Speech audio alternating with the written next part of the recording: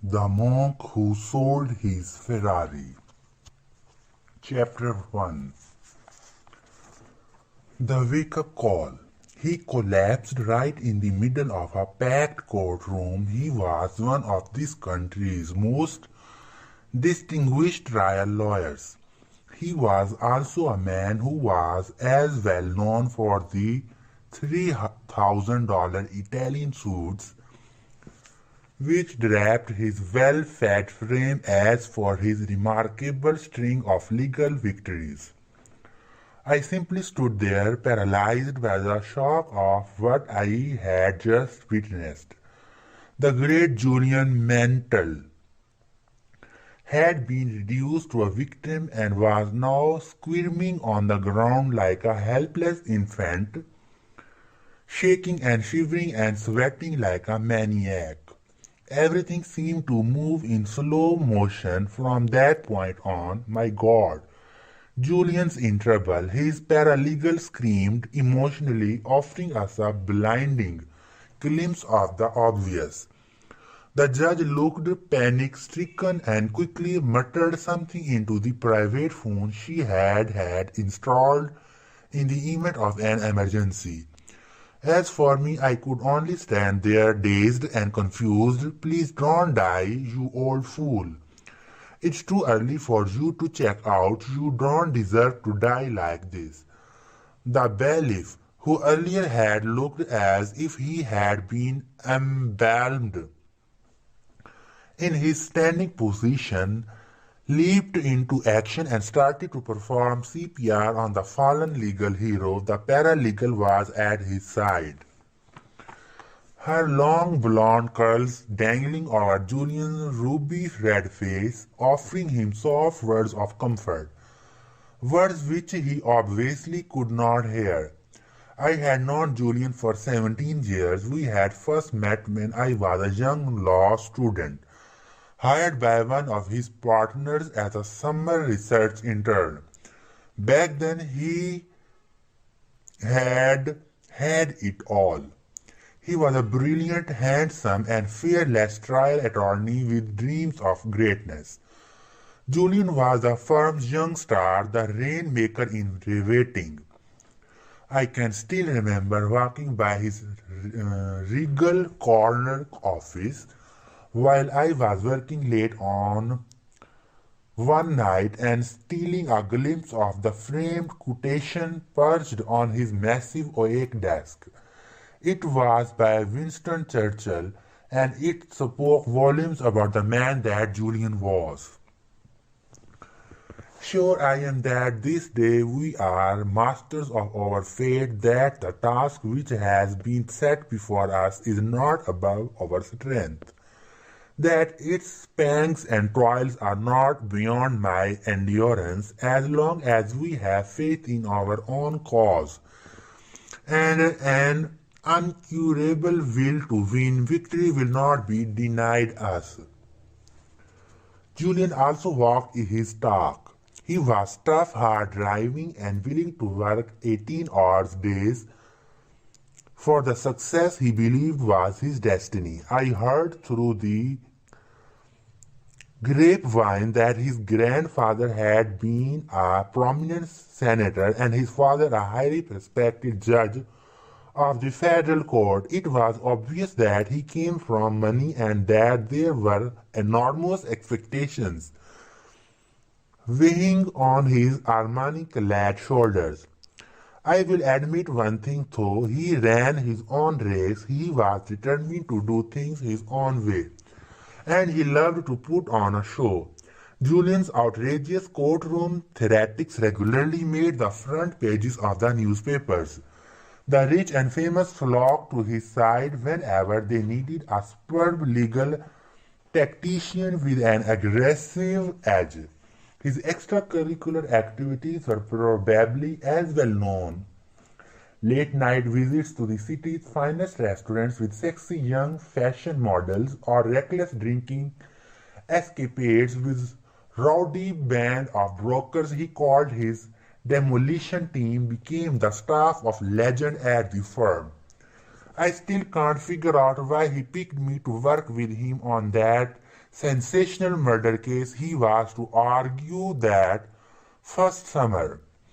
Though I had graduated from Harvard Law School, his alma mater, I certainly wasn't the brightest intern at the firm, and my family pedigree reflected on blue blood. My father spent his whole life as a security guard with a local bank after a stint in the Marines. My mother grew up unceremoniously in the Bronx, yet he did pick me over all the others who had been quietly lobbying him for the privilege of being his legal gopher on what became known as the mother of all murder trials. He said he liked my hunger. We won, of course, and the business executive who had been charged with brutally killing his wife was now a free man, or as free as his cluttered conscience would let him be. My own education that summer was a rich one. It was far more than a lesson on how to raise a reasonable doubt where none existed. Any lawyer worth his salt could do that. This was a lesson in the psychology of winning and a rare opportunity to watch a master in action. I soaked it up like a sponge. At Julian's invitation, I stayed on the firm as an associate, and a lasting friendship quickly developed between us. I will admit that he wasn't the easiest lawyer to work with. Serving as his junior was often an exercise in frustration, leading to more than a few late-night shouting matches. It was truly his way or the highway. This man could never be wrong. However, beneath his crusty exterior was a person who clearly cared about people. No matter how busy he was, he would always ask about Jenny, the woman I still call my bride, even though we were married before I went to law school. On finding out from another summer intern that I was in a financial squeeze, Julian arranged for me to receive a generous scholarship. Sure, he could play hardball with the best of them, and sure, he loved to have wild time. But he never neglected his friends. The real problem was that Julian was obsessed with work.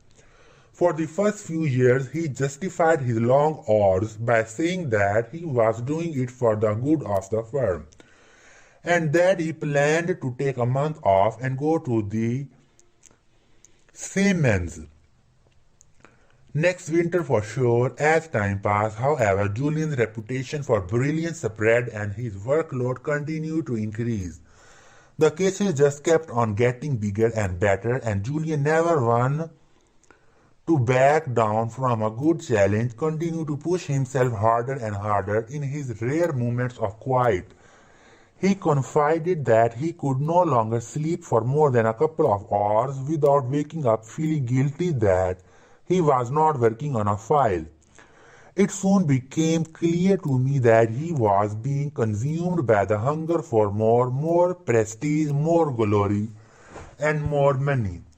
As expected, Julian became enormously successful. He achieved everything most people could ever want: a stellar professional reputation with an income in 7 figures, a spectacular mansion in a neighborhood favored by celebrities, a private jet, a summer home on a tropical island, and his prized possession, a shiny red Ferrari parked in the center of his driveway.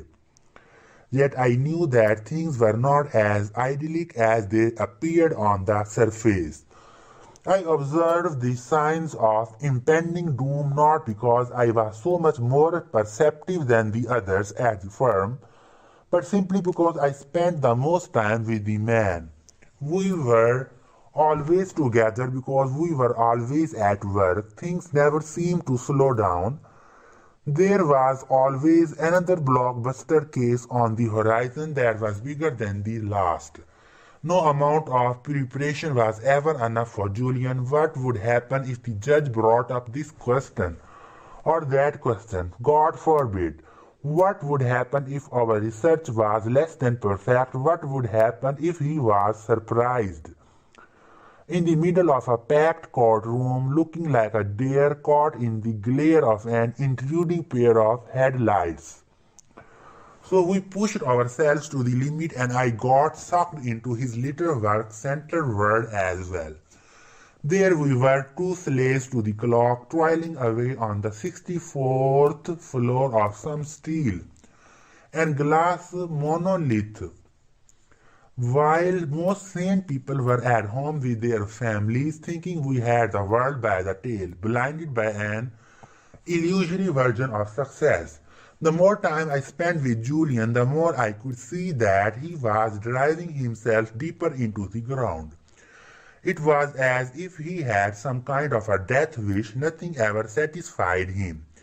Eventually his marriage failed. He no longer spoke with his father, and though he had very material possession anyone could want, he still had not found whatever it was that he was looking for. It showed emotionally, physically, and spiritually.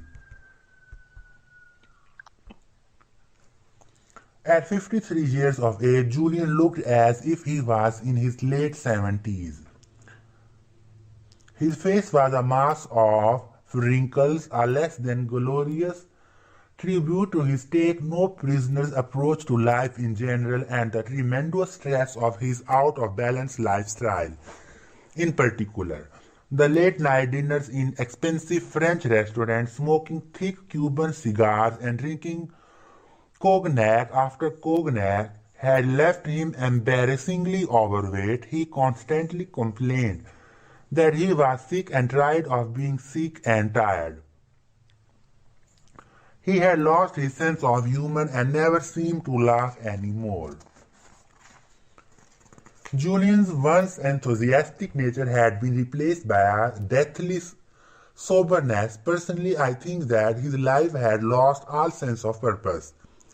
Perhaps the saddest thing was that he had also lost his focus in the courtroom, where he would once dazzle all those present with an eloquent and airtight closing argument. He now droned on for hours, rambling about obscure cases that had little or no bearing on the matter before the court.